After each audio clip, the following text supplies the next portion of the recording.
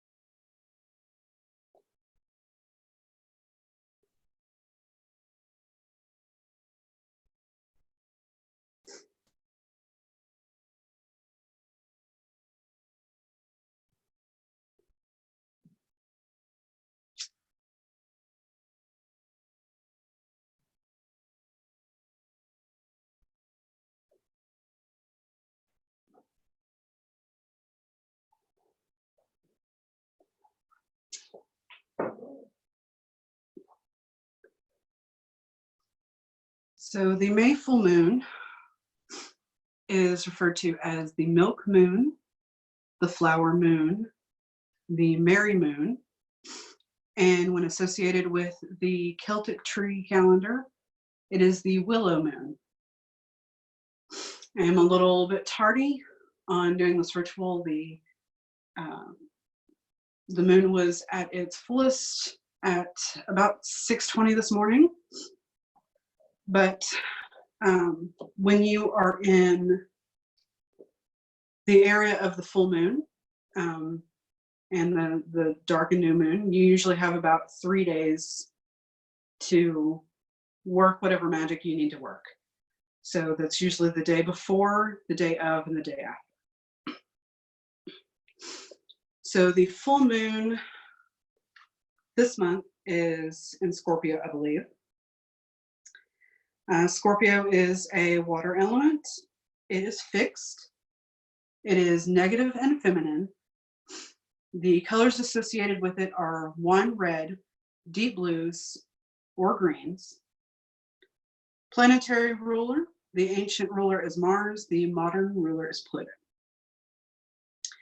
Keywords associated with Scorpio are intense, penetrating, powerful, resourceful, compulsive, jealous, secretive, controlling, manipulative, mysterious, inscrutable, and shrewd.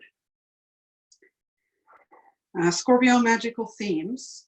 To honor or call upon the dark goddess or dark god, to confront and understand one's dark side, to achieve self-mastery and inner transformation, to reveal a mystery, to discover a secret, to eliminate a bad habit, raising energy through sex magic, rebirthing rituals, workings that deal with or assist in healing after grief or a death, to receive a loan and to improve any issue of fairness and sharing with a partner.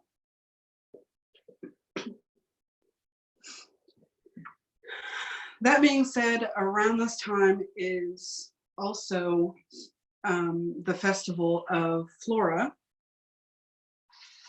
in the Roman holidays, or Floralia.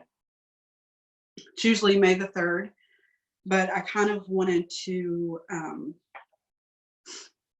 follow that thread, seeing as how we're still so close to Beltane. So I will be working with Flora a little bit. You are free to call whatever deity appeals to you.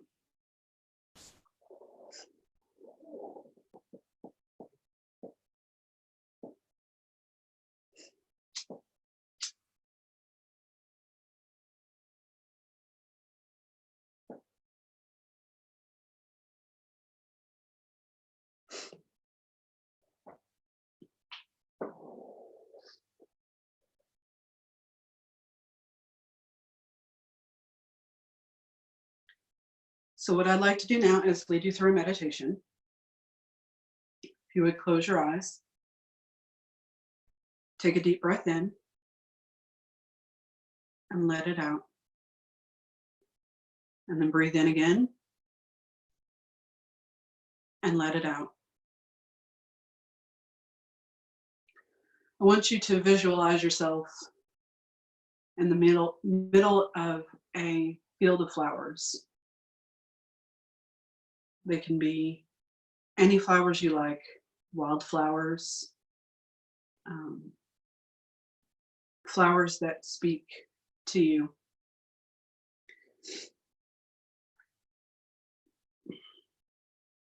And I really want you to take in everything about these flowers, the scents, how they feel against your skin, how they look, how they sway in the breeze.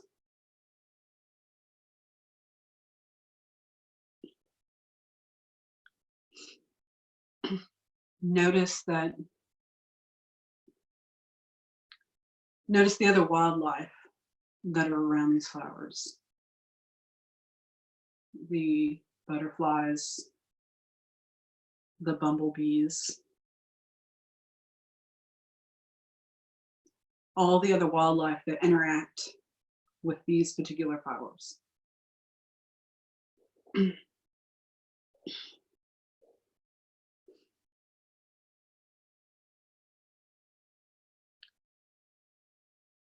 And now, as you really inhale the essence of these flowers, you start to hear a voice out away from you, starting to tell a story. Come, mother of flowers, and tell us about yourself. Who are you? What are your powers? The goddess answered the questions herself, and when she spoke, she breathed forth the scent of spring roses. I am called Flora, yet I was once a nymph of the happy fields. I am too modest to describe my beauty. It was, however, sufficient to win the heart of a god. One spring day, I was roaming the meadows, teeming with new green growth and the lush hues of spring's own flowers, when I met the god of breezes, Zephyr. I became his bride, and his wedding gift to me was perpetual spring, the most fertile time of year, when every tree is clothed in green leaves, and the ground with grasses and herbs. In the fields that were my dowry lies a fruitful garden, colored by the gentle breeze and watered by a bubbling natural spring. This garden, my husband Zephyr generously filled with blooming flowers of every kind, and said to me, Goddess, be queen of the flowers. So often I have tried to count the flowers in their flower beds, but could not. There were just so many. At an early hour, as soon as the leaves shake off the morning dew and sunbeams gently warm the blossoms, the hour spirits come dressed in colorful clothes to pick my beauteous flowers, storing them in light baskets. The graces assemble in my garden, weaving garlands and wreaths to wear in their hair. I was the first to scatter new seeds across my foreign lands. Up until then, the earth had been but one dull color. I brought forth the crocus, the narcissus, the hyacinth, the little violets. Perhaps you think that I am only a queen of delicate blossoms, but my divinity and powers influence the tilled fields too. If there are many flowers on the stalks of grain, then the threshing floors will be piled high. If the vines have blossomed well, there will be more wine for all. If the olive trees have bloomed in full, then the year will be abundant. If branches of the fruit trees are laden with pink and white blossoms, then the fall harvest will be plentiful. Honey made by the bees is also my gift. I'm the goddess who attracts the winged bees to the violet, the clover, and the thyme. I too instill passion in young people when spirits run high and bodies are lustful. Before I leave, I have one word of advice. Use life's flower while it still blooms, for the thorn remains when the roses have fallen away. Flora's tale was ended, and she vanished into thin air, yet perfumed fragrance lingered. You knew that a goddess had been there.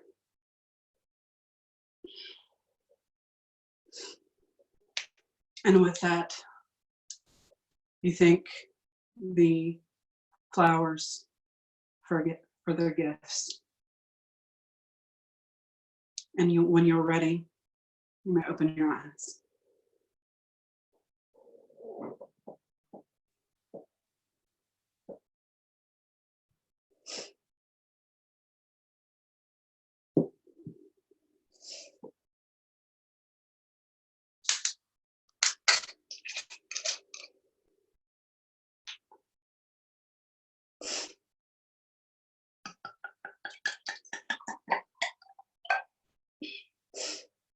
To the gods.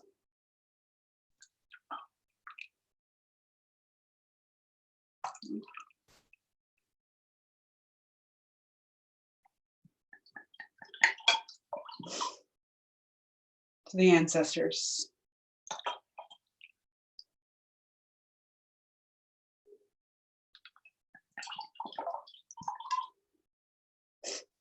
To the good people.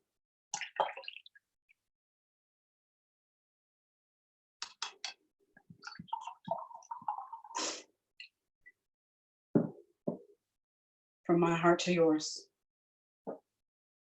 so much of thee.